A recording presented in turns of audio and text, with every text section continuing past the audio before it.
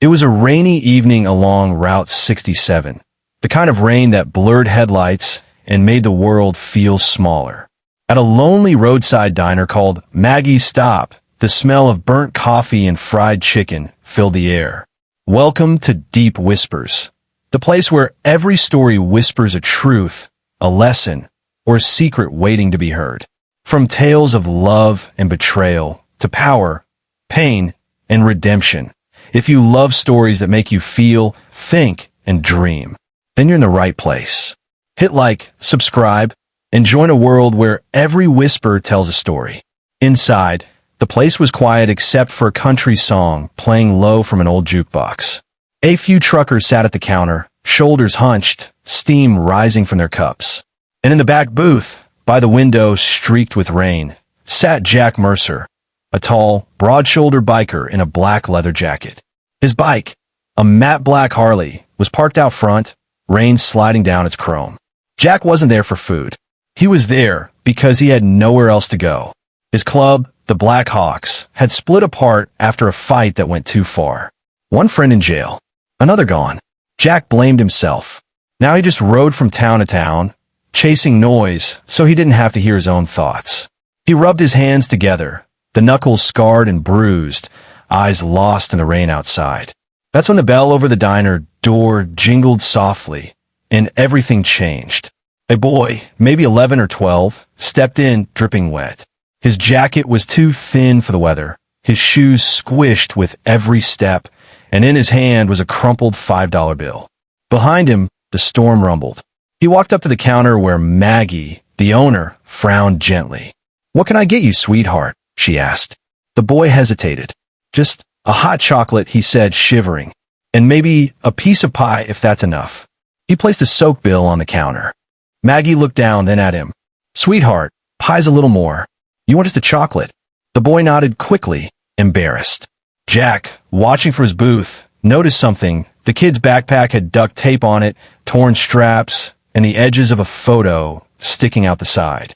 When the mug arrived, the boy sat in a booth opposite Jack. He cupped the cup in both hands, blowing on it before taking tiny sips, eyes half closed from the warmth. Jack kept glancing over, trying not to stare, but curiosity won. Finally, he leaned forward. "Where's your folks, kid?" The boy looked up, startled. "My mom's working. She cleans houses around here." He hesitated, then added quietly, "I'm supposed to wait till she's done."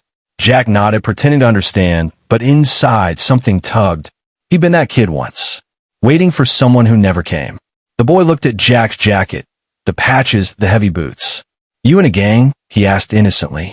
Jack smirked faintly. "Used to be. Now I just ride alone." "Do you like it?" the boy asked. Jack's eyes drifted to the window again. "Sometimes, but it gets quiet, too quiet." They sat there in silence for a while, the jukebox humming in the background. Then the boy spoke again, voice small. "My mom says quiet's good. She says it means you're listening." Jack chuckled softly, the kind of laugh that comes from surprise more than joy. "She sounds smart," he said. "She is." The boy smiled faintly. "She's tired a lot, but she's strong." Something in those words hit Jack like a cold gust. He thought of his own mother, the one he hadn't called in 10 years, not since the night he left home and never looked back. A few minutes later, Maggie came by to refill Jack's coffee. He reached into his pocket, pulled out a 50, and placed it quietly on the table. "Whatever that kid wants, make it hot and plenty," he said. Maggie looked at him, then nodded softly. Within minutes, a plate of chicken strips, fries, and another slice of pie appeared in front of the boy.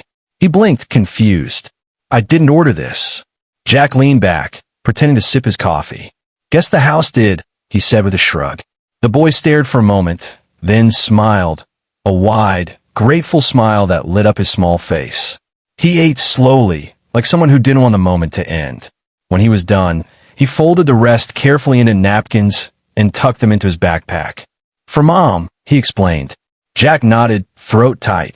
"You take care of her, all right?" "I will," the boy said proudly. "She says when things get better, we'll get our own car. Maybe drive to the ocean." He stood up, zipped his backpack, and looked out the window. The rain had slowed. "Thanks for the food," he said softly. Jack gave a small nod. Ride safe, kid. As the boy left, Jack watched him disappear into the misty road, a tiny shadow against the gray sky. He sat there for a long while, listening to the echo of the rain against the glass. Later that night, as he rode down the same road, Jack saw a flicker of light.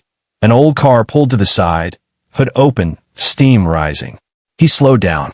Inside was the same boy and a woman trying to fix the engine under the rain. He pulled over. "Need a hand?" The woman looked up. Her face was tired but kind, eyes lined with exhaustion. "It just stopped working," she said. "We were trying to get home." Jack rolled up his sleeves, popped the hood. Within minutes, he had the engine purring again. The boy grinned from the passenger seat. "Told you someone would stop, Mom."